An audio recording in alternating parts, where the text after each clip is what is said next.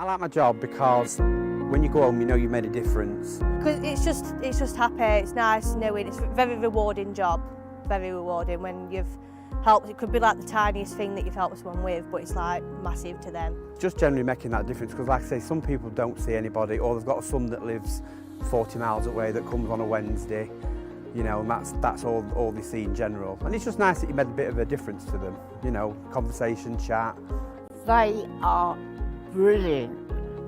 Richard, the carer there, and Leah, the carer there, they are absolutely brilliant. I can't fault them. It can be a very stressful job, but on the other hand, you get more rewards out of it than you do stressfulness. And it's nice going to service users and they smile at you.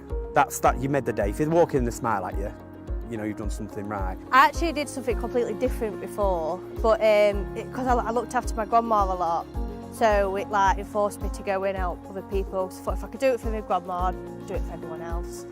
And best job I've had so far, to be honest. Come in and I might be feeling a bit low, and Richard will say, "Good morning, Doris," and I'll say, "Good morning, Richard, good morning, Leah," and I might be feeling a bit low, and then all of a sudden, them just saying them words, "Good morning," and "How are you today?" and they cheer me up. Really, really lovely. It's like a lot of people, I think, "Oh God, Karen, I couldn't do that," but community is so much different. Like, some people will just go and see it to have a chat with them because they're lonely and they just want to see someone through the day. It's not all like just all physical work, sometimes it's social and interacting with them. It is quite flexible.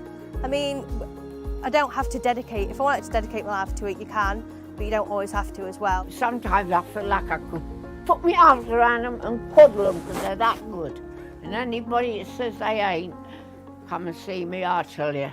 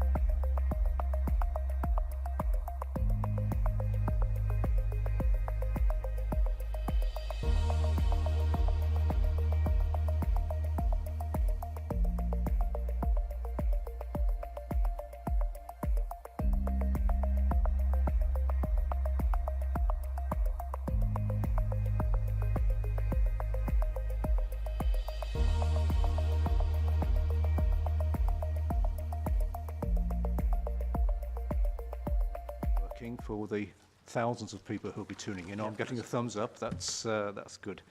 Okay, good morning, everybody. Welcome along to today's Planning and Right of Way Committee. I'm sorry for the slight delay in starting. Reasons will become obvious in a few moments. I'm Councillor Richard Butler. I'm the chairman of the committee. And this, as a reminder, this has been broadcast live and recorded for future viewing. Also on the committee today, we have Councillor Creamer, who is my vice chairman, Councillors Corden, Cotty, Fielding, Henshaw, Meakin, Owen, Podu-Horan, Councillor Sam Smith, Councillor Tom Smith, Councillor Taylor, and Councillor Williamson. So good morning all. And for the record, we'll just have a note from the officers, please. Sally. I'm Sally Gill, Group Manager Planning. Neil Lewis, Team Manager for Countryside Access and Rights of Way. Angus Trundle, one of the definitive map officers and Village Green officers. Thank you, and good morning to you as well. Oh, sorry. Trish Hennessy. I was focusing on the front row, sorry about that. Trish Hennessy, Team Manager, Trading Standards. Thank you. It's just my line of sight. That's my excuse anyway, so I'm sorry about that. So we'll move into the agenda, and the first item on the agenda is to note the appointment by full council on the 12th of May 2022 of Councillor Richard Butler as chairman and Councillor Jim Creamer as the vice chairman for the 2022-23 municipal year. This is just really for noting, so can I ask members if you're happy to note the appointments? I'm sorry, Chair. Sorry to interrupt, Chair, but I've noticed that on page 1 of the report, there's Councillor Creamer is actually listed twice in the membership of the committee. I'm assuming that is a mistake and that Councillor Creamer does not have 2 votes. I'm sure Councillor Creamer would be happy just to have 1 vote as everyone else does. So, Okay, so we'll just note that amendment. Yeah. So, and Councillor Smith. Yeah, no, I think you're referring to item 2. We're on item 1 at the moment, aren't we? Oh, sorry. Yes, we're on item 1. Oh, apologies. Thank you. So you're jumping ahead Thank you, of yourself. Councillor. That's what you're Thank you and apologies. It's the eager anticipation of things to come, I think. So we'll come to that in a moment. So just back to item 1 now on the agenda. It's really just for noting, so if we're all happy to note that, happy to note it. Thank you very much. So now we will move on to item 2, which is the terms of reference and membership. And again, this is just for noting, and we have just commented on that. But for the record, Mrs. Clack, do you just want to confirm about Councillor Creamer and his number of votes? So Councillor Creamer is appointed as vice chairman of this committee, and so his name shouldn't appear in the list below. And there are 13 members in total of this committee. Indeed, there are. And well done for spotting that deliberate mistake. So apologies for that, and we've got those. So we will move on to item 3 on the agenda, which is the minutes of the last meeting held on the 24th of May. Are we all, those of us who are here, are we all happy that they are correct minutes? Thank you. Thank you very much. So we now go on to item 4, which is apologies for absence. And Mr. Barker, could you give us the apologies, please? Thank you, Chair. We have Councillor Taylor replaces Councillor Camilleri, Councillor Tom Smith replaces Councillor Adams, and Councillor Cotty replaces Councillor Moxon, all for this meeting only. Thank you. Thank you, and thank you. Welcome to our substitute councillors as well. Very welcome. Item 5, declarations of interest. Do any members or officers present have any disclosable pecuniary interest to declare? And or do any members or officers present have any private interests, pecuniary or non-pecuniary, to declare? I suspect not, but to be on the safe side, no, that's nothing to declare there. And item 6, any declarations of lobbying. Do any members present have any declarations of lobbying to declare? No, thank you. So we now move into the first main item on the agenda, which is the annual report of the licensing work carried out by the Trading Standards and Community Service. I'll formally move the recommendations which are on page 21. Can I have a seconder, please, Councillor Creamer? Formally second and reserve the right to speak. Thank you very much. And now we hand over to Trish to talk us through the report, please. Thank you, Chair. Good morning. This is the annual report regarding the licensing work carried out by the Trading Standards and Communities Service. From the 1st of April 2021 until the 31st of March 2022, the service received a total of £20,547.50 income from licences, registrations and other related fees. This figure includes licences that cover more than 1 year. The total is comprised of £8,475 for explosives, £10,505 for petroleum and £1,567.50 for petroleum record searches. The service has responsibility for issuing licences for the storage of explosives such as fireworks, safety cartridges and airbag detonators. A total of 62 licences were issued during the period, comprised of renewal and new applications. In addition, one all-year-round licence was issued to a business wishing to supply fireworks throughout the year. In the lead-up to Bonfire Night in 2021, Trading Standards officers carried out a total of 71 inspections across the county in all district and borough council areas. These inspections were undertaken at high-risk premises, medium-risk premises and new premises. As the Petroleum Enforcement Authority, Trading Standards are also responsible for ensuring that those who store and supply petrol do not cause risk to the public or the environment. Businesses, organisations and individuals must have a petroleum storage certificate if they store and supply petrol to vehicles with an internal combustion engine. For the period, 4 licences were issued for petroleum under 2,500 litres and 15 licences were issued for petroleum of 2,500 litres to 50,000 litres and 24 licences were issued for petroleum exceeding 50,000 litres. As the service holds detailed records of the petroleum storage facilities at new and historic sites, it also receives requests for historical and/or current environmental searches, particularly in respect of locating disused tanks. 11 such requests have been dealt with between the 1st of April 21 and the 31st of March 2022. The fees for petroleum and explosives licensing are set nationally by legislation and are set out in the report. There have been no changes to the fees for petroleum licensing and no changes to the fee for an all-year-round fireworks licence. All other fees for explosives licensing have increased by between £1 and £5. Thank you, Chair. I'm happy to answer any questions. Thank you very much.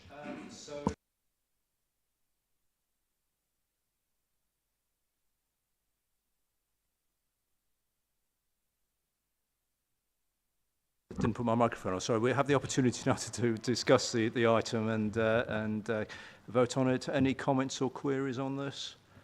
I think it's an annual report that we receive. Sorry, Chair. Sorry, just a minor point, but just in the constitutional comments, I've noticed paragraph 27 on page 5, it refers to Planning and Licensing Committee, yes. when of course that was the old name for this committee, which it should in fact be Planning and Rights of Way Committee. Thank you. Thank you. I was actually just going to mention that it might surprise some members as to why we're discussing this on the Planning and Rights of Way Committee, because you think, well, what's this to do with us when we're normally talking about planning applications and right of way applications? But you're absolutely right. It's because it's a fallout or the previous committee, which used to be the licensing committee, but of course it falls under our remit as well now, so that's why it's with us. So thank you for that reminder there, Mrs. Clack. And also it's fascinating really, or maybe it's just me, but to read of all the explosive applications and sites that you have to visit. I think we possibly don't appreciate the work that has to be done, and also you've been all very active through the pandemic as well, and that is noted. So so well done to you and the team. If you could pass our comments on to them. Thank you, Chair. And so we do need to take a vote on this. So can I have a show of hands for those in favour of the report? So that's unanimous. Thank you very much.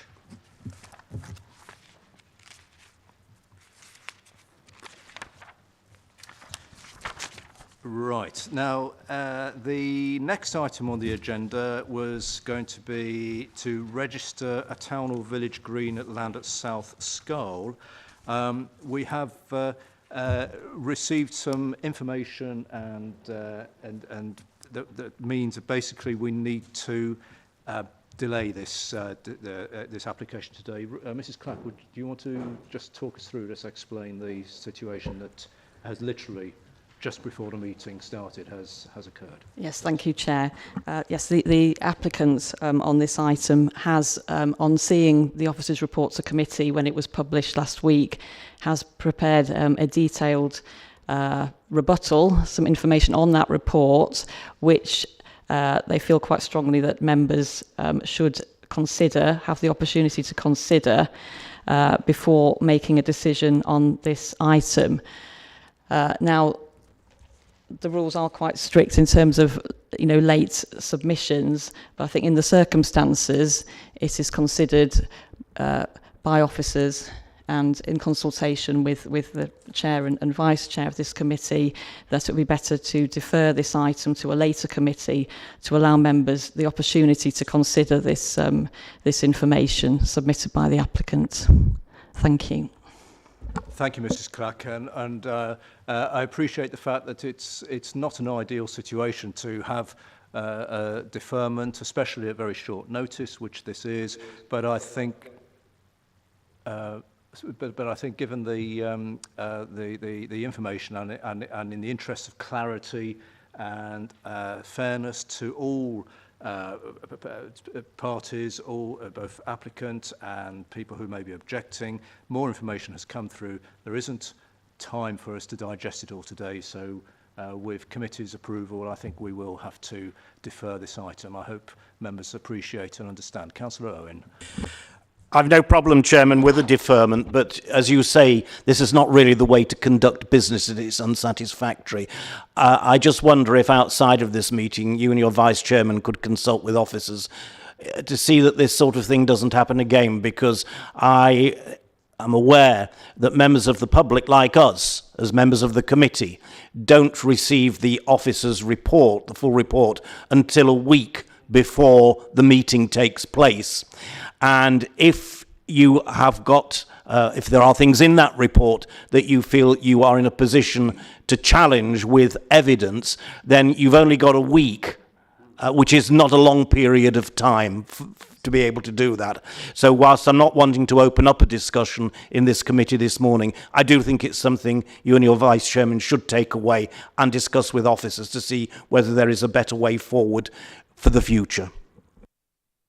Thank you, Councillor Owen. That's very helpful, and I agree with your sentiments on that, because if nothing else, it's because the committee is busy with meetings throughout the year. There's always a danger, a worry of disrupting future business of the committee and the council. And indeed, you have to think of the public and the applicants and, as I say, all parties, because everyone's got an interest.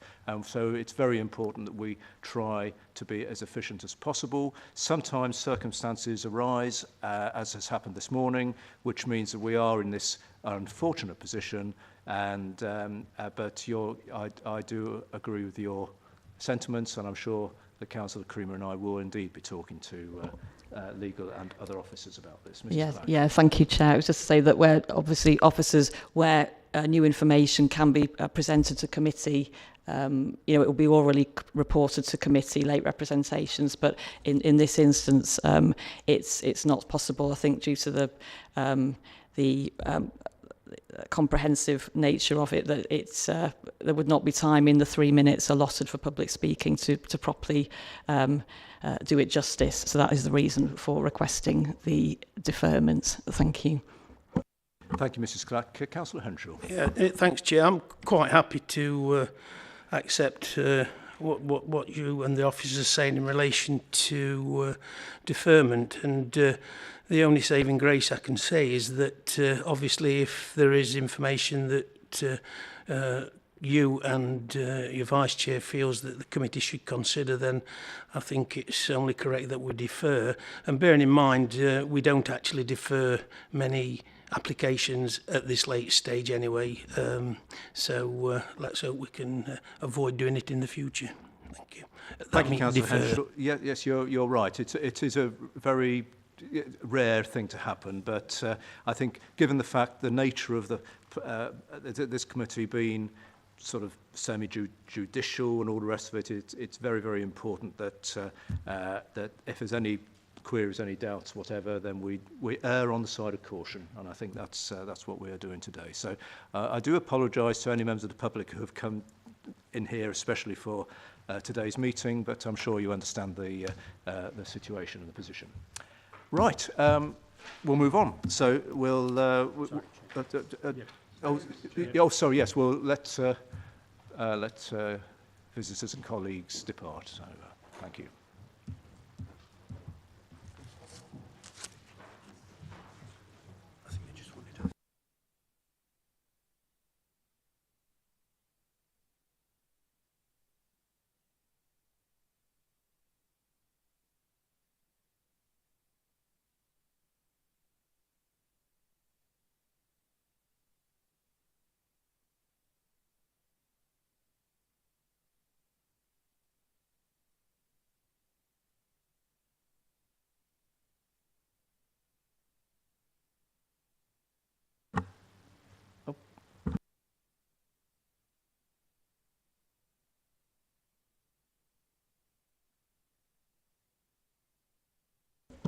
Sorry, Chair, just checking, just to confirm that all members will be sent a copy of the addendum prepared by the applicant in the South Searle application. Thank you.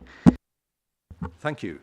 Right, we'll move on to something that is on the agenda. So this is our first application for discussion and decision today. This is item 9 on the agenda, which is applications for a moderation order at Plesley, Vale, Mansfield Woodhouse. I'll formally move recommendations on page 54 and 55 of the agenda. Formally second to reserve the right to speak. Thank you, Councillor Creamer. And Angus, Mr. Trundle, if you'd like to talk us through this, please. Thank you very much, Chair. We've got 3 speakers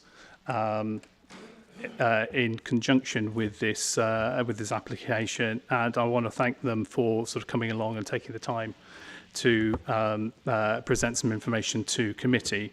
There's Mr. Parkhouse, who is the applicant, and he'll be speaking for the application, and then there's Mr. McPherson and Mr. Holdsworth, who will be speaking against the application.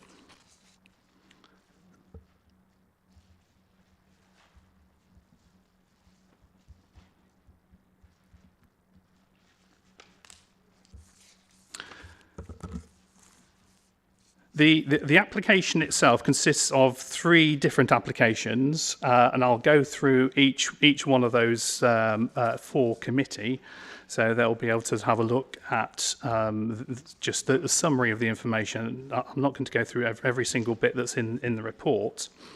But this is an application for a modification order to make 3 routes into public bridleways and add them onto the definitive map. The application came through from Steve Parkhouse from the Ramsers Association, and for clarity, what I've done, I've broken them down into what I've called the Western application, which is highlighted in green on this first slide, and then there's the middle application, which is the one that goes east-west, which is in blue, and then there's the eastern application, which is a shorter section, which is shown by the red dotted lines on the eastern side. So this recommendation for members is to accept the application and then move forward to the next stage, which is to make the modification order. So the report we've got here is not to decide if they are public rights of way, but to be able to decide whether there's sufficient evidence to move forward to making a legal order. And if a legal order is made, then that's open to any objection, any representations from members of the public during a 6-week period. If objections do come in during that period, then the matter is then referred to the planning inspectorate, who would then hold a public inquiry or a hearing, or decide the matter by exchange of correspondence. So just moving on to the western route, which I've highlighted there. This is on the border of Mansfield, Woodhouse and Derbyshire.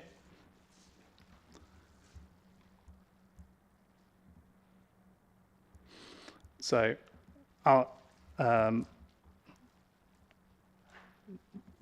oops, I'm not sure how to be able to go back. Here we are. Sorry. So the photographs that I'm just going to briefly take members through are from the south, where the route comes at the same point where the Plesley Trail joins Common Lane, and then goes in a northerly direction, left at a fork on the road, and then joins the Nottinghamshire-Derbyshire county boundary. So this is where the route starts. The Plesley Trail is sort of marked on the left-hand side. This is the point where there's the end of the adoption of the road, but the road then continues along a tarmac surface road to the boundary of Nottinghamshire and Derbyshire.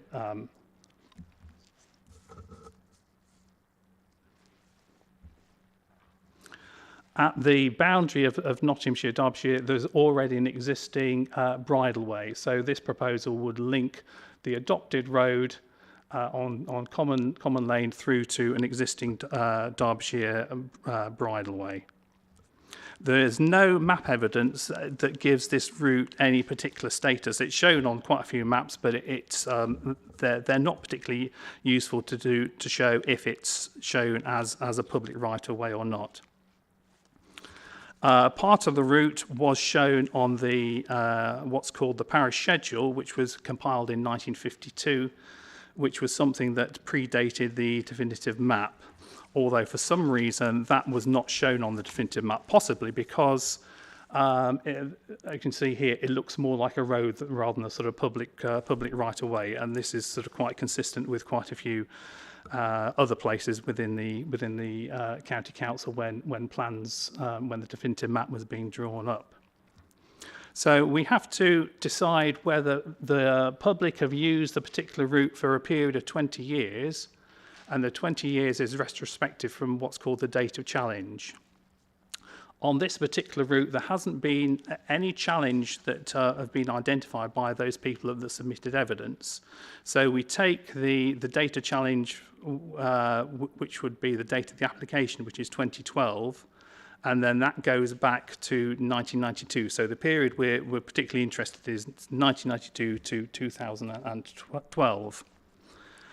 As part of the application, user evidence were submitted. 64 were submitted for this particular portion of the route, with 28 people using it by pedal cycles, 4 people are used on horseback, and 54 people that have used it on foot.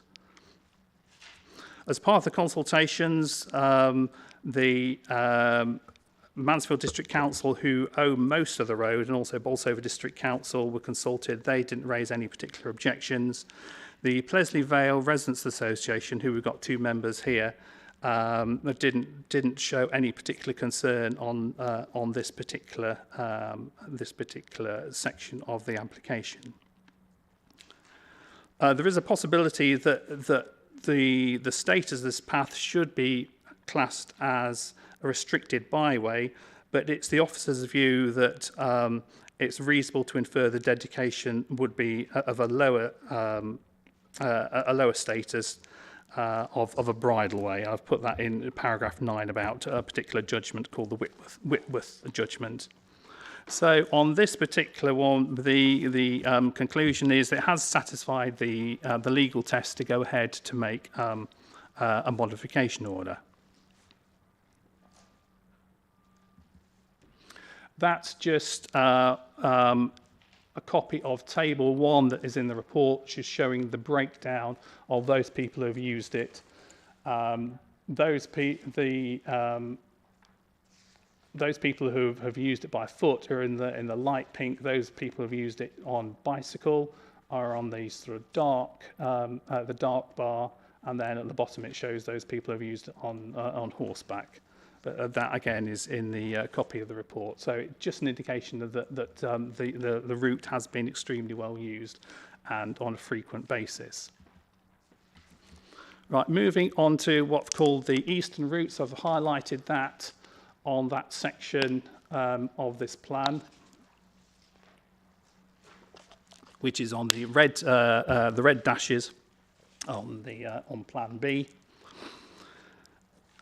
This is a surfaced track that comes from extends from Mansfield Woodhouse Bridleway number 7. So this is looking from just under the railway bridge at point 6 on the map, and then it continues on a track. Although it's a bit muddy, it is a surface track, and then it joins the county boundary with Derbyshire. And again, on the Derbyshire section, there is an existing public bridleway. So this section would link a bridleway to a bridleway.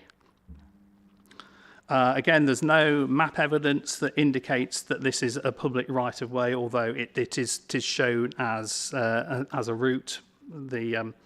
The parish schedule back from the 1950s did actually extend this one right to the county boundary. But again, when the definitive map was produced, there seemed to be some drafting error where this particular section was missed off. Again, talking about what the data challenge is, no one has actually challenged people using this on foot, bicycle or on horseback, and so we would take the data challenge be the date of the application. So the 20-year period we're looking at would be from 1992 to 2012. So 60 user evidence were submitted in support of the application. 51 people have said they've used it on foot, 27 people have used it for the 20-year period on pedal cycles, and 4 people have used it on horseback.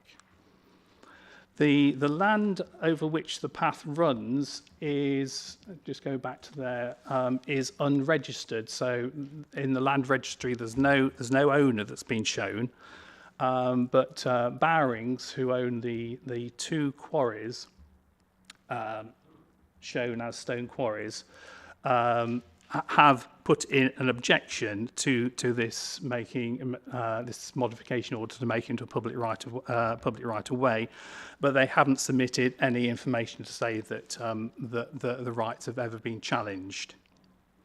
So although there's an objection, they haven't challenged the information that's been submitted concerning the 20 years use. So the conclusion on this particular section, the eastern section, is that it does fulfil the relevant criteria, and a modification order should be made and advertised for a bridleway to connect those the existing bridleway to the bridleway over in Derbyshire.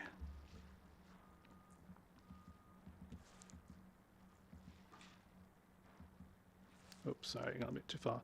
So the middle route, I'm going to take a little bit more time on this one. This one, there's already an existing public footpath that Mansfield Woodhouse footpath 8. That I'll show you some photographs in a second. But the route does start. It comes off the first route that we were having a look at. So the first route goes to the left-hand side of this junction, and this middle route goes down this tarmac road, which leads to some properties down there, and also to St Chad's Church. So this is having a look outside St Chad's Church at point number.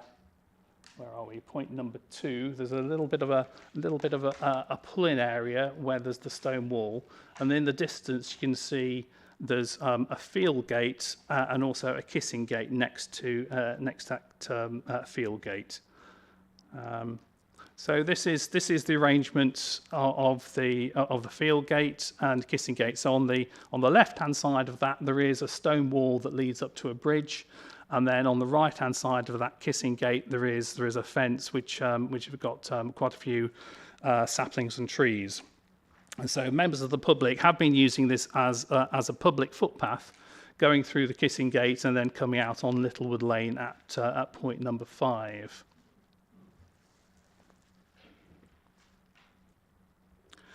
There was an issue back in 2002, and this is referred to in paragraph number 37, where Bolsover District Council did make an application to delete part of this path that went through an area where there was a sewage works on the left-hand side of this first section. I think it's actually shown. It's shown as works on Plan B. That went through sort of quite a few sort of legal processes until eventually an application was made and an order was made to delete part of this route because it was on the wrong alignment. And then Bolsover District Council, who are the owners, then dedicated the route on the line that people are using at the moment. Now, just going on to the kissing gate, which I think is one of the sort of most important sort of elements of this application. This kissing gate was erected in 2002, and prior to that, there used to be a gap at the side, and before that, there was an old wooden field gate rather than that metal field gate. And the information that I've got from some of the claimants is that people were able to go through there on foot, on horseback, and also on bike for quite a long period of time. And then in 2001, the field gate was locked, and we had a complaint from the Ramblers Association that there was no access along this particular path. So a kissing gate was erected in 2002 at its current location. But since that kissing gate has been erected, the gate of the kissing gate has been removed quite a few times and replaced. This is one particular instance where the gate had been removed, but some bars had been sort of put. I don't know if you can see right in the centre, so people would have to step over there. And the kissing gate was originally erected because there was issues with motorbikes and equestrians. And so in conjunction with Bolsover District Council, who are the owners, this kissing gate was put in. So this wouldn't be a challenge to those people who are using the route on foot, but obviously people with horses, once the kissing gate had been put in 2002, wouldn't have been able to get down there. Bikes, to my mind, although people continued, I think, to use it on bikes by maybe lifting the bike over the gate or wheeling the bike around the loop of the kissing gate, or when the kissing gate was actually missing, then it might have made it a little bit easier to be able to get a bike over there. And I think that's when another picture of when the gate itself was actually missing. So, to my mind, the kissing gate would actually be a challenge to people using it on bike and horse. Mr. Parkhouse did submit a photograph to saying, well, after the kissing gate was put in, well, people would still be able to use it on horseback by jumping over that little low wall to the left of the field gate. 2 points about this is that it's not actually on the route of the path; it's to the left of the path, and also that people jumping over walls like that would be not people using it as of right.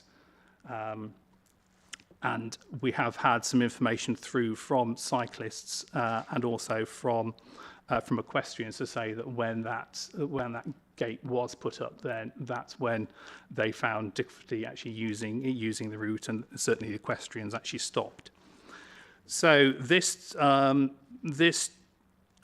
brought the challenge date back to 2002. So the 20-year period we're having a look at would be from 1982 to 2002.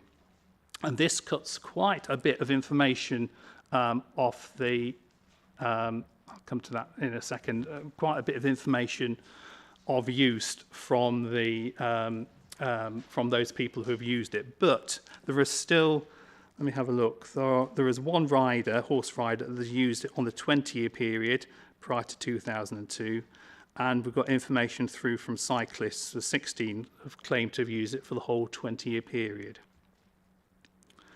As part of the consultation, Mansfield District Council, who own the track or own the road going down to St Chad's Church, and Bolsover District Council, who own the section by the sewage works on the other side of the Kissing Gate, and Bowrings, who own the rest of the path from point 4 to point 5 in Northfield Plantation, have also all raised Bowrings have raised objections, but Mansfield District Council and Bolsover District Council have not raised objections.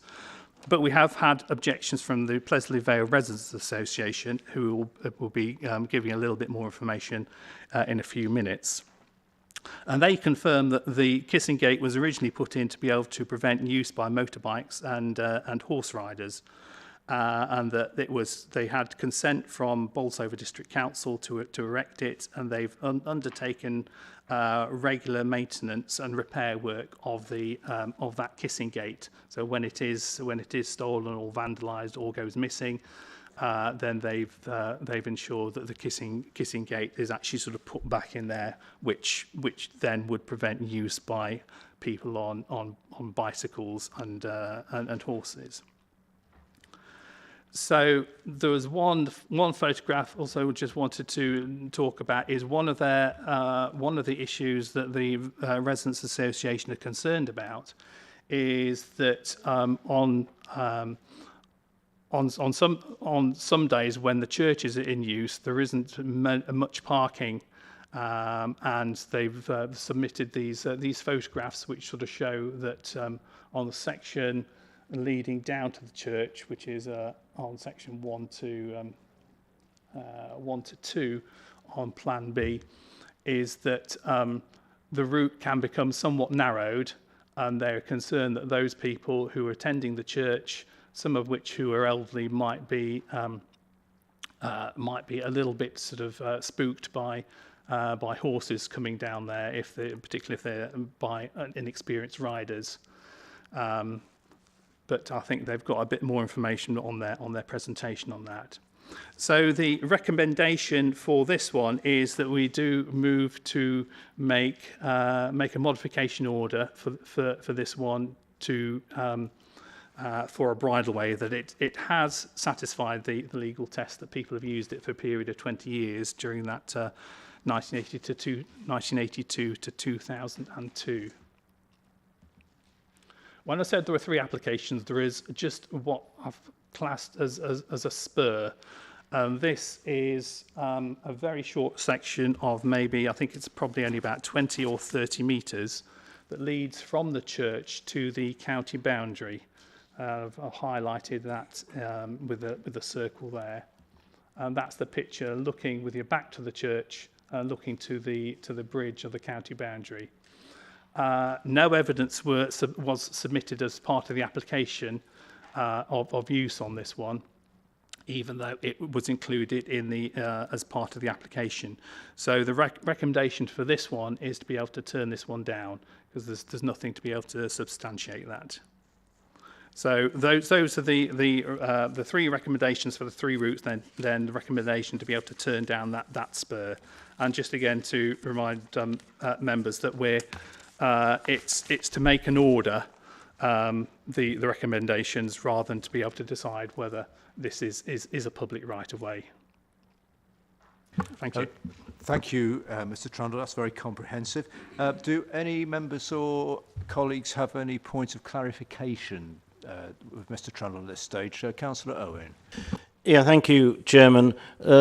Much emphasis has been placed on the kissing gate and the other gate at the side of it. If we were to agree to the modification order, would that therefore mean that that kissing gate and the other fencing had to be removed? Yeah, that's an interesting point. If it does become a public bridleway, then we've got to make provision for people to be able to use it both on foot and also on cycle and on horseback. There are some structures that you can put in that allow cycles through, but not motorbikes. It's called an A-frame. And then there is also something which is called like a motorbike trap, which is a couple of sleepers, which makes it quite difficult for motorbikes to be able to sort of get there. It's a tricky issue to be able to try and resolve. If you're letting bicycles through, then it's quite difficult to try and stop motorbikes to be able to get through. Is that helpful, Councillor Owen? Yes, very helpful. That's what I thought. Yeah. Okay. Any other points of clarification? Okay, thank you. And I share the frustration about the disruption of motorbikes through these, wherever you are. Absolute. I don't know how you manage it. It's very, very difficult. They ruin things for so many people. Anyway, I'm digressing, but we now move on to our public speakers on this item. We have 3, but before I ask the first speaker to speak, I'll just ask Mr. Barker, the clerk, to explain the process, please. Thank you, Chair. So each speaker will have a maximum of 3 minutes to speak, and notice will be given to you when the final minute of your allotted time has arrived by me saying 1 minute. Speakers should not introduce new material, be that plan, photographs or written documents. And for planning and for rights-of-way matters, speakers must restrict themselves to elaborating on the evidence either for or against a proposed course of action. Members of committee may ask you questions for the purposes of clarification, and the Chair will invite the relevant officer to respond to any factual matters raised by your presentation or subsequent questions. Thank you. Thank you, Mr. Barker. So 3 speakers. The first name on the list is Mr. Ray McPherson, who is objecting to the application. So, Mr. McPherson, as soon as you're ready, press the button, the light will come on, and the floor is yours. Thank you. Hello, morning everybody. My name is Ray McPherson, as mentioned already. I'm Plesley Vale resident. I'm also part of the Plesley Vale Residents Association. I do police liaison. And we also, I personally sit on the Plesley Vale and Parks Conservation Committee, which is a jointly run committee by Bolsover and Mansfield District Council to preserve the conservation area of outstanding natural beauty. Today I'm representing the Parochial Church Council of St Edmunds, Mansfield Woodhouse and St Chad's Church. Unfortunately they can't make the meeting today, but they've asked me to speak to them, to speak here today on their behalf. I also wanted to highlight the special needs groups, families and walkers who actually park and frequent this area, who also attend the church services. I thought it was important just to talk a bit about the background of the site. It's a very historic site, St Chad's Church. As mentioned before, it's an area of outstanding natural beauty with many visitors. And it's quoted quite often as a jewel in Mansfield and indeed in Nottinghamshire as well. Access is very restricted and parking is very limited. We have many weddings, funerals, and it's been used as a retreat most recently. I did send the pictures of the parking problems that we had. These pictures were just, I think it was a harvest festival or something like that. When there is a wedding or funeral, we are blocked completely, and there's additional parking that's given by one of the farmers, who's also chair of the Residents Association. The parochial church councils and the residents do not object, as mentioned before, to the footpath, but to the future stage of making this into a bridleway. This will have a huge impact on the church services at St Chad's, all its parishioners, their safety, if we have horses coming through. I've actually produced a quote from the Church Council's strong objection, which was sent through to Mr Trundle as well. The parking situation, as I quote, the parking situation is very limited, and although church members and visitors are always very considerate when parking, it can be difficult due to the limited space along the road. Many of the congregation are elderly and need space to walk in safety from their parking space, and that can go all the way back to the beginning of the road, to the church and back. The unexpected passage of horses, some perhaps large or with inexperienced riders, 1 minute, and quad bikers and off-road trial bikers along the proposed bridleway, close to both people and to the moving or parked vehicles, could create the potential for serious accidents and make it a very difficult situation for the parishioners. For this reason, we state our objection to the proposed bridleway. I'll also state at the end of it that with consultation with Mr Trundle, we're not objected to any other routes at all. We are only objecting to this route for health and safety and the impact on St Chad's Church and its parishioners. Thank you. Thank you, Mr McPherson. That was well within your time. Do any members or officers have any just points of clarification? Councillor Taylor. Thank you, Chair. A really simple one from the middle section of what you were speaking.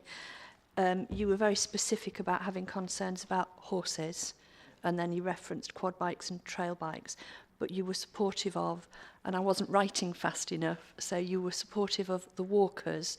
Did I also hear you say that you were supportive of cyclists, or did they not feature in your speech? Yes, we're supportive of all the cyclists, the walkers, of which there are many. Thank you. Indeed, we even open the church up sometimes for those people to go and view it.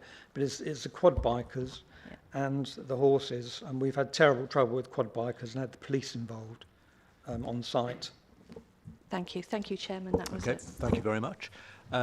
So our next speaker is Mr Neil Holdsworth of the Plesley Vale Residents Association, who is also objecting to the application. So, Mr Holdsworth, please, as soon as you're ready. Good morning, councillors.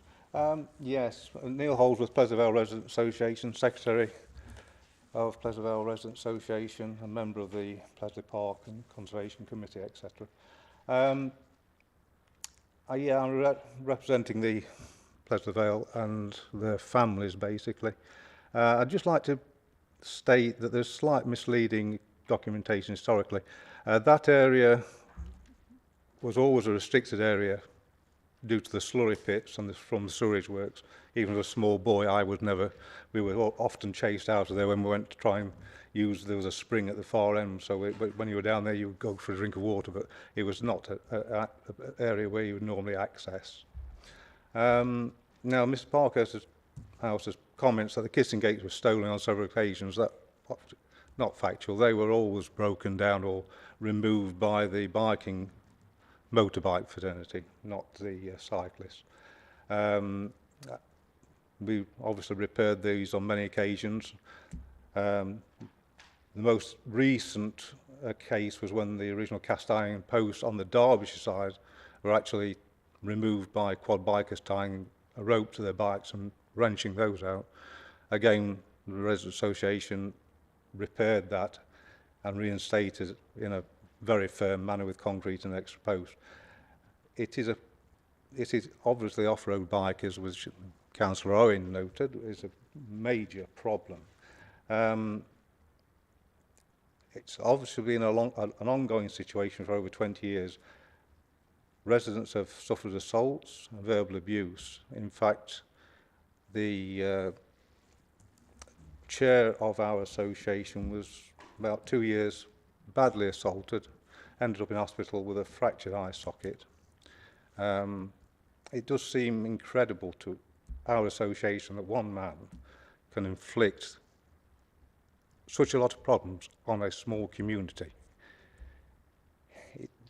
I don't know how this committee can approve this, because it doesn't affect him, it affects us, it affects our families.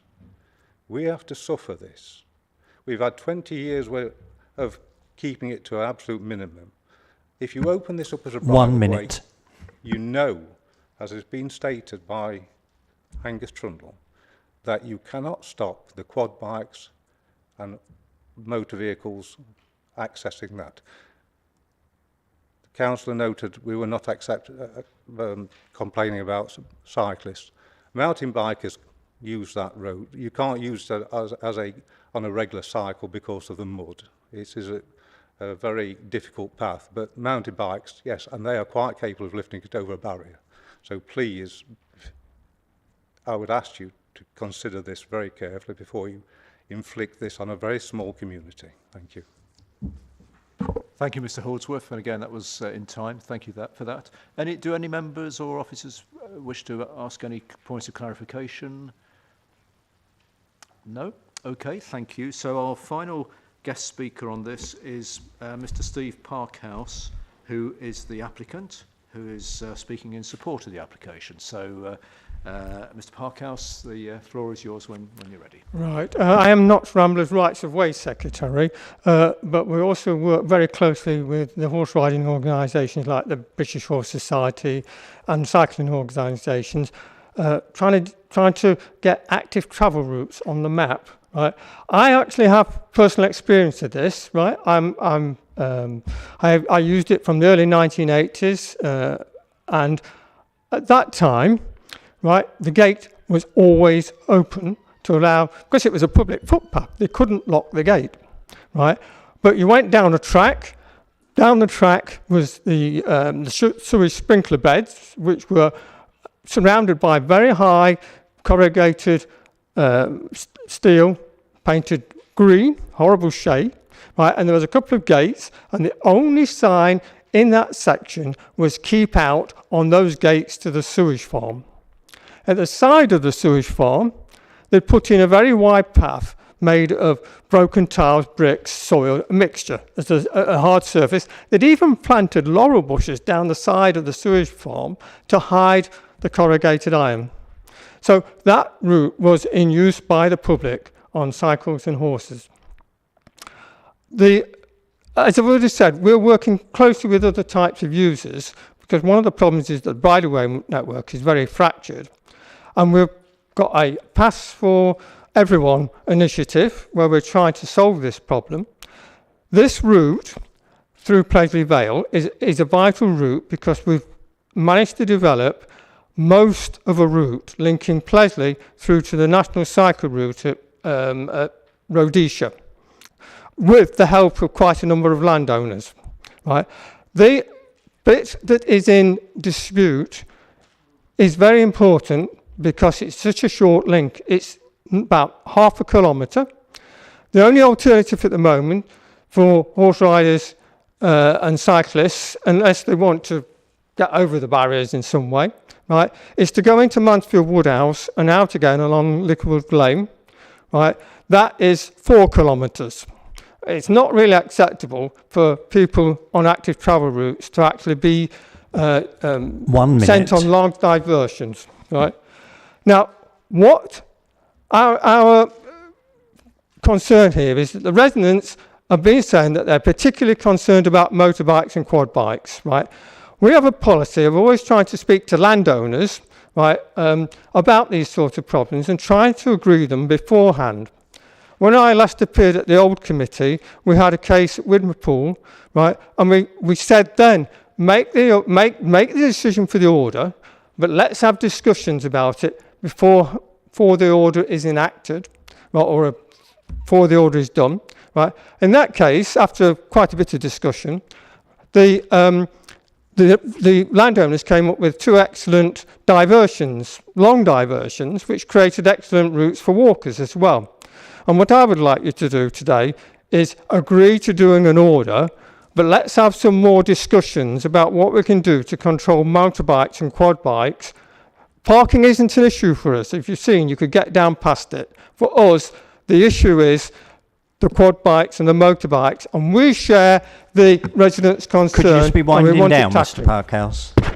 That's it. Okay. Right, thank you. Bang on time. So thank you for that. Do any members or officers have any points of clarification? Councillor Owen. Yes, could I, through you, Chairman, ask Mr. Parkhouse, does he live along any of the route that is under consideration this morning and will therefore be directly affected by any decision that this committee may make? Living on a route, right, is not a consideration that should come in legally to this decision. I actually live on a very busy bridleway and it doesn't cause us any problems. We're happy to see people using it, right? The people who go on these routes legitimately don't cause problems, right? It's the troublesome people like motorbike people who cause the problems, right? I don't see that living on a route is a reason to object to it. So the answer is no, in a word. Thank you, Mr. Parkhouse. And I think, colleagues, we just need to remember the legal basis on which we have to make these decisions. But you asked your question and Mr. Parkhouse answered it. So thank you for that. Any other points of clarification at this stage? So no, righty-ho. We will now open up the floor in general for discussion and debate and decision. And so would anyone like to come in on this? Councillor Owen again, please. Yeah, well, I might as well come in first, Chairman. You've made, and officers have made it difficult, in my view, for us this morning because there's only one recommendation. And to my mind, we're considering several different issues. I know they're interrelated. And therefore, if we vote one way on the whole recommendation, it may not be exactly what we would, in my case, want to vote for. So I would hope that you might consider taking the individual sections as separate recommendations because I would like to vote differently on each of the orders that are either proposed for approval or rejected. It seems to me that most of it is a no-brainer that we would go for the recommendation in the bullet points that are made. But the one outstanding issue is, as has been outlined by the Residents' Association, and it really is naive to suggest that there is any way in which, if you remove the barriers that are there, you are going to be able to prevent, in particular, motorcyclists, quad bikers, having a seriously adverse effect on the quality of life for residents in the immediate locality. And that's why I wanted clarification as far as the effects of the modification order on what would happen to that kissing gate and the associated works with it. And the answer was quite clear. It would be a free-for-all for quad bikers and motorcyclists.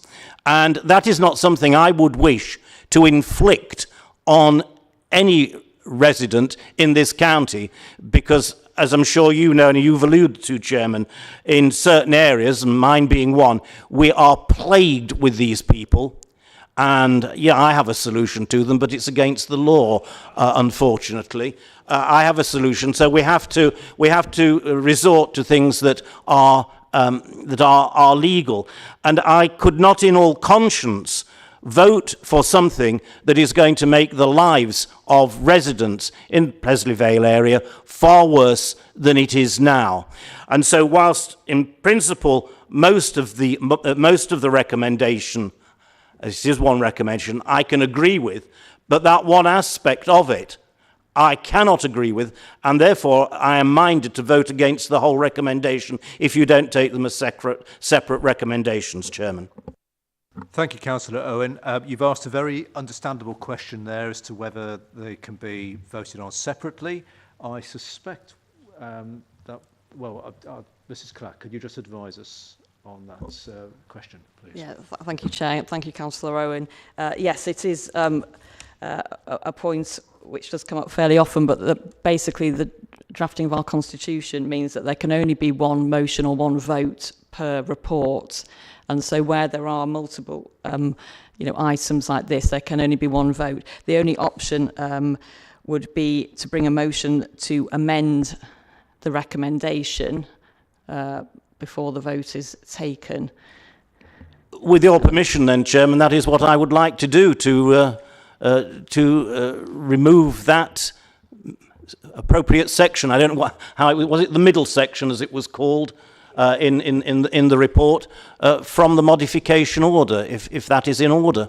Right, thank you. Can we just confirm that is the section that that is being referred to, Mr. Trundle? Yes, the middle section is the one at the bottom of page 10. So that's the third one down. It says to make a modification order for the middle route. Sorry, Chair, if I could just say also, just to remind members, of course, as Mr. Trundle said in his presentation, the question before committee today is simply whether there is sufficient evidence in order to make an order, to make the modification order, and that is a pretty low evidential bar. Once, if the order is made, then there's an opportunity for people who object to it to submit representations. Then, if there are objections, then the Secretary of State will appoint an independent inspector to convene a public inquiry or a hearing to hear those objections, and before that order is confirmed. So this is, if you like, the first stage. It's a two-step process, and any decision today would be considered. There are further steps before the order would actually be enacted. Thank you, Mrs. Clapp. It could be argued, of course, that it would be a way of the committee getting a strong point over to any future inspector who might be hearing at the next stage, because this is just the start of this is just a start of the process, isn't it? But that's my understanding, and I'm seeing some nods here. Councillor Sam Smith, you wanted to speak. Thank you. It's not to contribute to the debate, it's just a question, if I may. I'm really cautious of committee that have power to do something, and then we hand that over on the basis that that decision may be taken elsewhere by the Secretary of State, when really we have the power to make a decision today. And I'm really cautious of giving that over or forgoing it. So if somebody did second Councillor Owen's proposal, is there a way, and then our team went away and worked with the residents to come up with a way of allowing horses access to it and preventing cyclists or quad bikes? Is there a way of bringing that back to committee to add into the process, or will that open up a second process? I think it's quite a different process for rights of way matters than it is for planning matters. I think if for a planning matter, if committee voted against officer recommendation, then the applicant would have a right to appeal to the Secretary of State. But in this case, in rights of way matters, it's my understanding that it's kind of a two-step process. It's kind of the first step in the process is deciding whether there is sufficient evidence to establish that there is a right of way could be said to exist, and if that is met, then the county council would make the order, and then there'll be a 6-week consultation period following the making of the order, in which representations could be made. If any representations are made, I'm looking to Mr. Trundle and Mr. Lewis for help, then my understanding is that it would be referred to the planning inspectorate, who would convene a public inquiry or a hearing to hear the evidence. So it's a slightly different process to planning applications, but it's not the case that I'm suggesting that we kind of defer or committee doesn't make a decision, which it's just saying that it's slightly different, the decision that this committee is being asked to make today. Well, yes, I certainly don't want to be in a position where we're not making a decision today. I mean, that really would be most inappropriate and frankly embarrassing, I think. So given what else is going on today. But Mr. Lewis, could you want to come in and pick up on those points, please? Thank you, Chair. Yeah, just to agree with Mrs. Clark, this is a two-stage process. So today is a recommendation to make an order, and that order will be on deposit. So it's not a recommendation to make it into a public right-of-way. It is to make an order, so that will be advertised for 6 weeks, and whilst that's on deposit, members of the public and any other stakeholders will have the opportunity to make representation. If there are any objections or adverse comments that we can't resolve at the end of that 6-week process, then we will refer it to the Secretary of State, and a planning inspector will indeed hold a public inquiry or a hearing, or maybe an exchange of written representations, but this would probably be an inquiry. Thank you, Chair. Thank you, Mr. Lewis. Councillor Smith, is that helpful? Do you want to come back? You're okay with that? Right. Councillor Owen. Chairman, I have made a suggested amendment. It can, if it's not seconded, then it falls. I've made it clear which way I shall vote. If it's seconded, then the amendment can be put to the vote, and we can go on from there. Well, I was about to ask the question if do you have a seconder for that at this stage? Councillor Corden. Right. Do you want to add anything to any comments at this stage? Okay, righty-ho. So we can carry on questions and comments at this stage, and then we'll go to a vote in a few moments. So any other comments or questions on this? Yeah, Councillor, oh my goodness. Right. Councillor Cotty, then Councillor Taylor, then Councillor Creamer.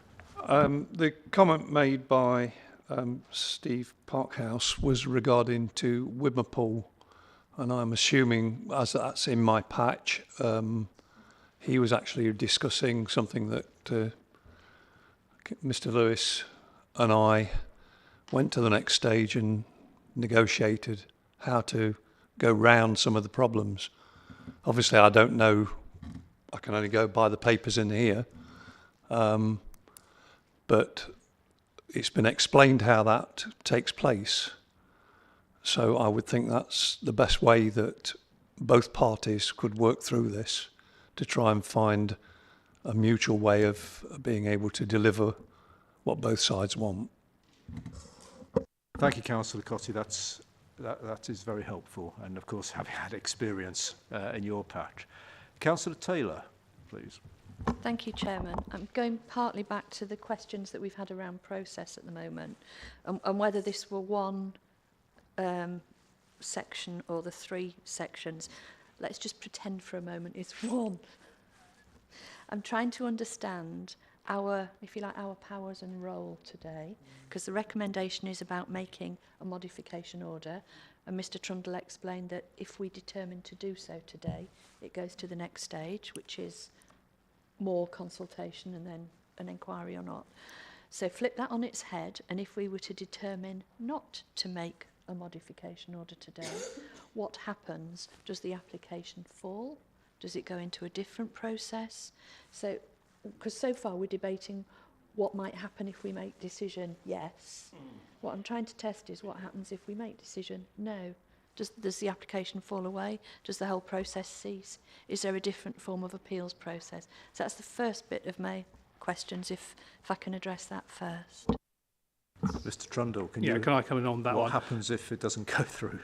If the application is turned down by committee, then the applicant does have a right of appeal to the planning inspectorate, who would then have a look at all the information and then either agree with committee or would then direct the county council against committee's wishes to go ahead and make the order. So just to sort of reiterate the legal tests that we're having a look at is that has the path been used for the period of 20 years? During that 20-year period, has the rights to those users ever been challenged? Now, the issues regarding sort of unauthorised usage, although obviously incredibly important and quite disruptive, are not something of part of the legal tests that ourselves as officers, as part of the recommendation, have actually put in the report because they're not legally relevant. So if it does go back to the Secretary of State, who would then have a look at the evidence, and if it's turned down on just that basis of potential antisocial behaviour, then they would go ahead and direct the County Council to make the order, and then it would then go through the process of potential public inquiry. Thank you, Chairman.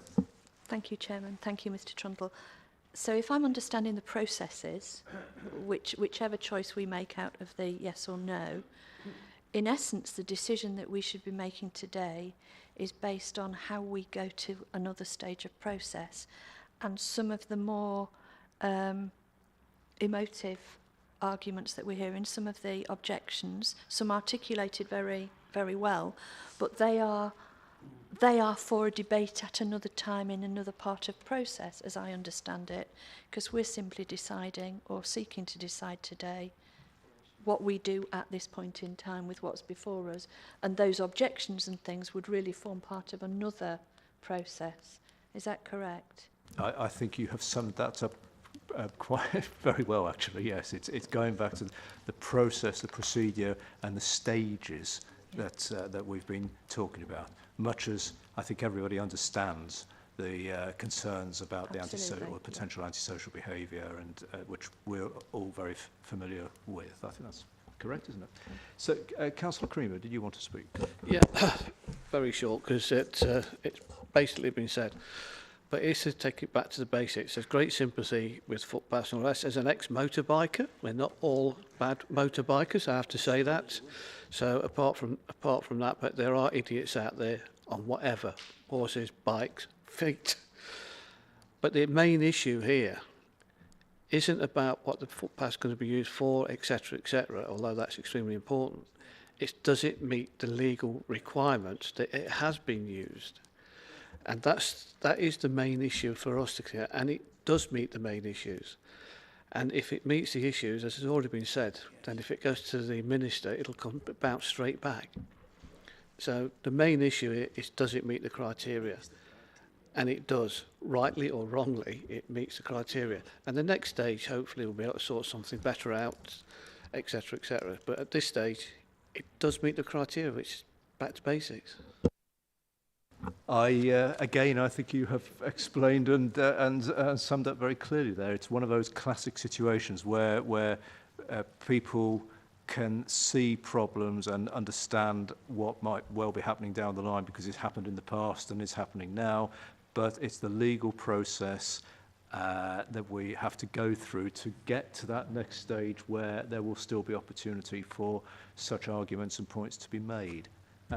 Mrs. Clark. Yeah, thank you, Chair. Yes, I think I'm just considering, and I might have to request just a very brief adjournment to speak with officers, because what I want to understand fully is what the implications of the proposed amendment that has been tabled for to the recommendation, what the implications would be, because presumably that would be a different order. So I just want to understand those implications, whether there would still be the opportunity for, if the recommendation was changed, for example, for the third bullet point on page 54, reads, instead of to make a modification order for the middle routes, instead to read to turn down that part of the application for the middle route.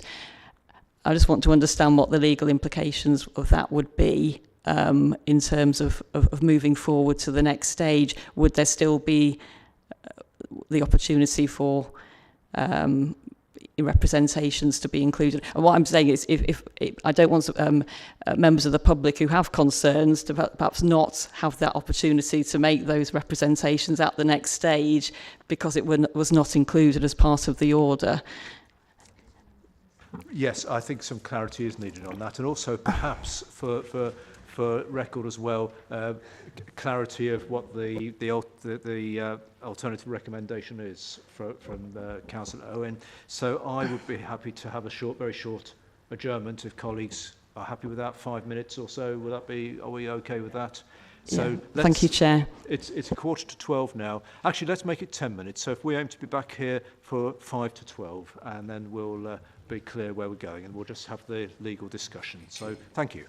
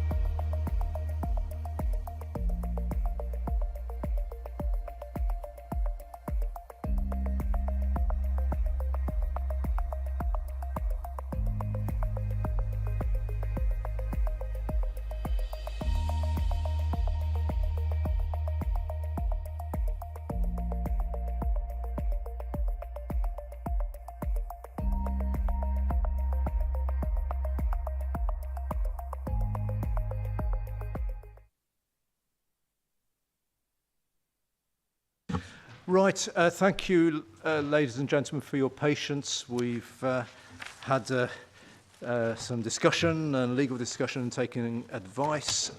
We have a recommendation before us, but we also have the additional recommendation from Councillor Owen and Councillor Corden, which we will take a vote on. And unless anyone wishes to say anything, I think we can go straight into. Well, we'll get clarity on what Councillor Owen is asking us to vote on, and we'll go straight into a vote on that. So, Mrs. Clack, have you got the wording, just to be clear, what Councillor Owen and Councillor Corden are suggesting, please? Yeah, thank you, Chair. Yes, the recommendation, which is on page 54 of the papers, and you'll see that there are 4 bullet points, and the proposed amendment tabled by Councillor Owen and seconded by Councillor Corden is to amend the 3rd bullet point so that instead of reading to make a modification order for the middle route, it instead reads to turn down that part of the application for the middle route to record a bridleway, etc. Is that clear? Would you like me to read out the whole of the paragraph? I think that's clear. That's a good explanation of your motion on that. You did? Yeah. So if everyone's clear, we'll take a vote on that then. And so can I have a show of hands from those in favour of that motion from Councillor Owen, please?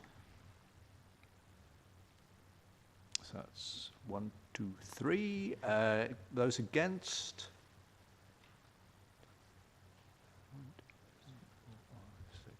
7, I think. And any abstentions? 2 abstentions. Right, so thank you. So the motion from Councillor Owen and Councillor Corden fails. So sorry about that, and I know how you'll be feeling. But Councillor Smith, you are indicating to speak. Thank you. Thank you, Chairman. In light of that vote, I wonder if I could add another recommendation.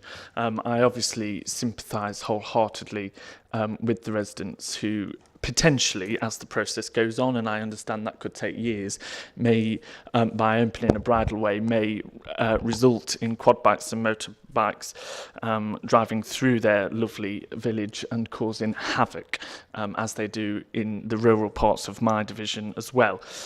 So in line with that, I wish to propose another recommendation which will read that we instruct officers of this council to draw up potential mitigation methods aimed at preventing antisocial behaviour caused by motorbikes or quad bikes that can be consulted on and introduced at the same time as, or if ever, the bridle path is opened up to public use. Thank you.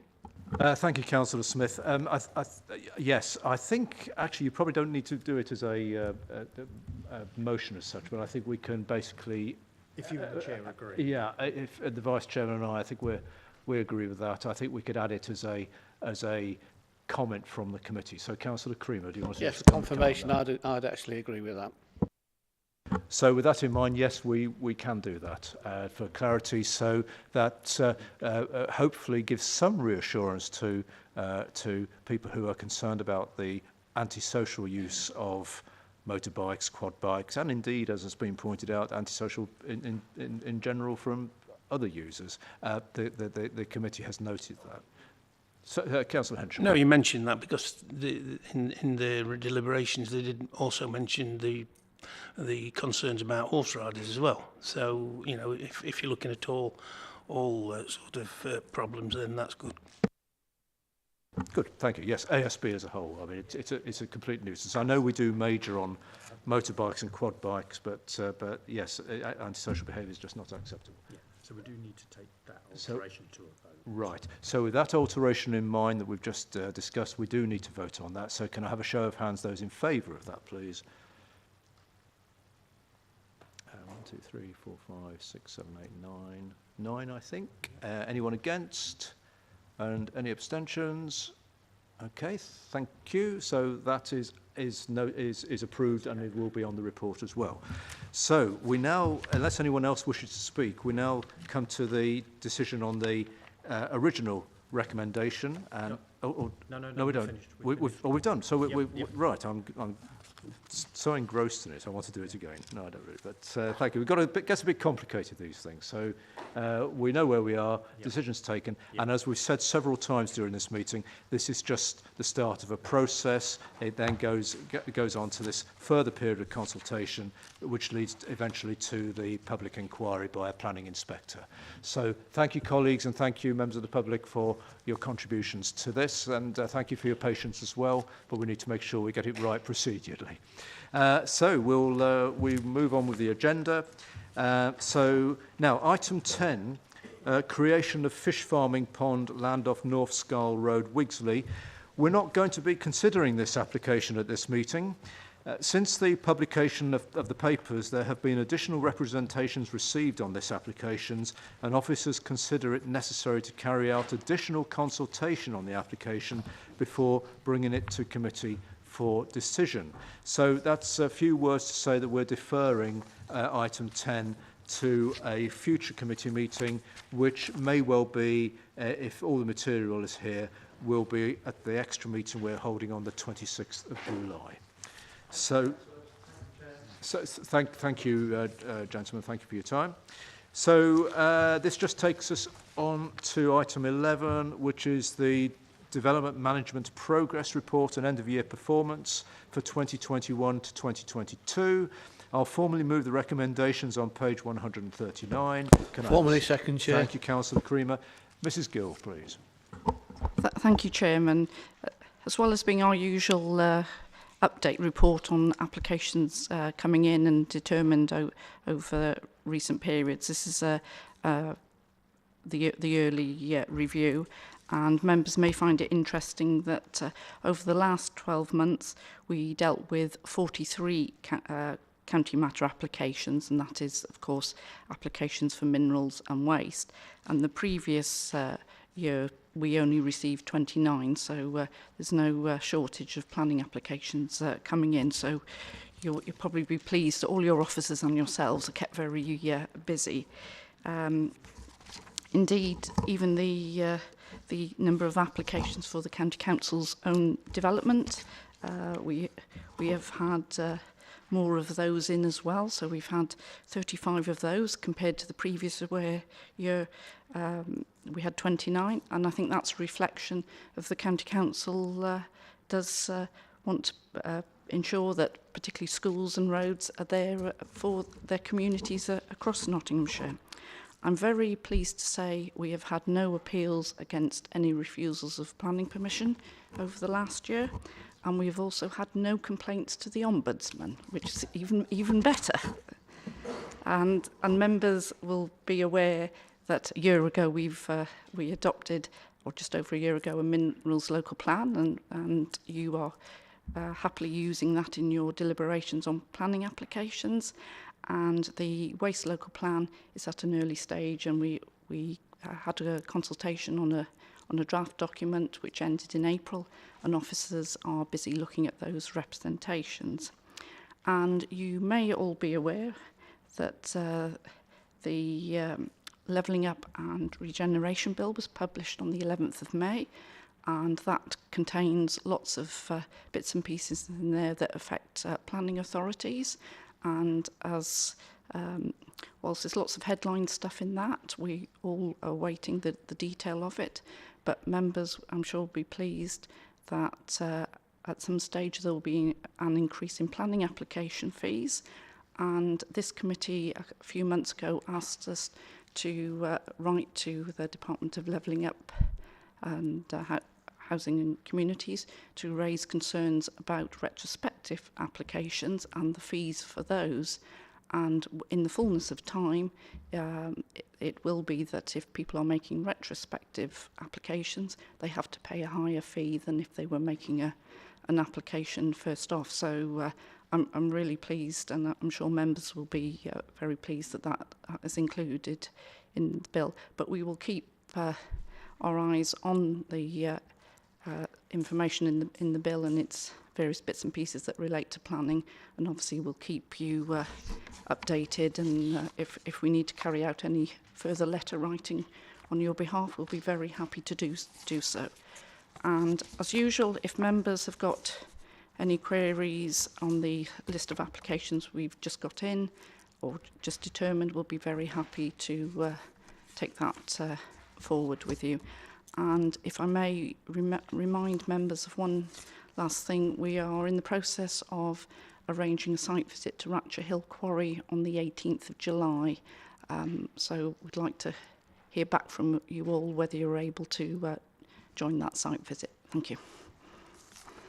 Thank you, Mrs. Gill. Well, what good news? No appeals, no complaints to the Ombudsman, and the team, the department is extremely busy. It's getting busier again, or more busy as more applications are coming in.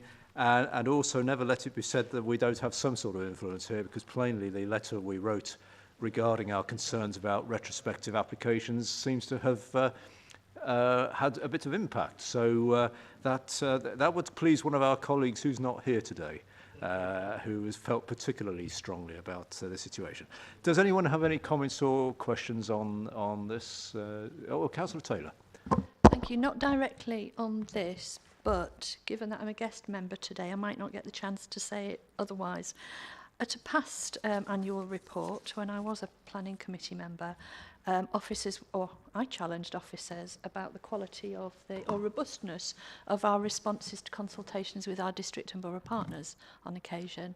And I just wanted to put on the record, whilst I've got the chance, thanks to officers who are doing those responses, because whilst we don't always still get the response we would like from our district and borough partners, I am grateful for the increased robustness of our language in our responses to consultation, and I do believe it is actually paying dividends in some of our communities. So grateful for that. Thank you, Chair.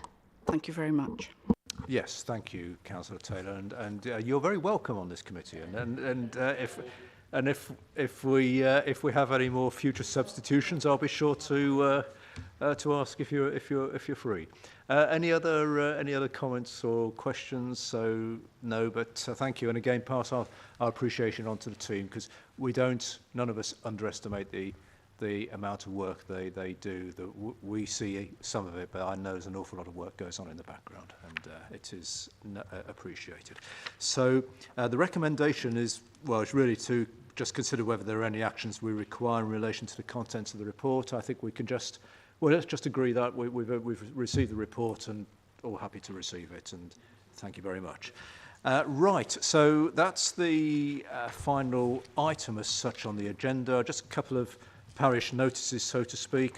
Mrs. Gill has already alluded to this, but the proposed visit to Ratchet Hill Quarry, you will have also received an email from me suggesting it would be really nice to see people there. I think it's fair to say we've not had a massive response, and I know diaries are busy, but if you can, because it's taken it's taken a long time to actually arrange this visit, and as I said at the previous meeting, that they are actually quite eye-openers and very interesting, and it gives it shows that we as a council and as a committee what we've decided, and things coming to fruition and all the rest of it. So if you possibly can, do check your diaries for the 18th of July. And then, yes, finally, for now, we've heard a lot from Mrs. Clack this morning with legal advice, and as ever, as in the past, and which is much appreciated. But we have some news in the fact that this may well be Mrs. Clack's final planning and rights of way meeting with us, because for reasons best known to herself, she's moving on to pastures new, aren't you? And so I hope it wasn't the effect of the current chairman on you. That's thank you. That's causing you, but you are moving on to other things. So we thank you very much and wish you all the very best. If you want to just say a few words, tell us what you're going to be up to if you want to. Oh, well, thank you, Chair. Thank you. It's I'm moving back into private practice in Nottingham, and it is an EM law share firm, so you never know. Be careful what you wish for. I may well be back. But I just wanted to say and tell my thanks to you, Chair, and Vice Chair and all members of the committee. It has been a real privilege to serve this committee for the last few years, and also, of course, to officers. See, there's Mr Lewis and Mrs Gill, who are here, and their teams, who I've worked very closely with over the last few years, and I'd really say are so hard-working and dedicated, and a lot of the hard work that goes on behind the scenes, and to make sure this committee runs as smoothly as it can, and that decisions are as robust as possible. So, but I'd like to say thank you very much. Thank you. Thank you, and also you just, I've said it may well be your final meeting with us, because I just remind members that we do have an additional Planning and Right of Way Committee on the 26th of July, so you may well still be here then. So we will see, and that's the extra meeting. Going back to what we were saying a little while ago about the amount of work and pressure of work and number of applications coming in, we need to call this additional meeting, which hopefully is in everyone's diaries. So with that all said, I think we'll close the meeting at 12:16. Thank you for your time, patience and cooperation, and we'll see you soon. Thank you.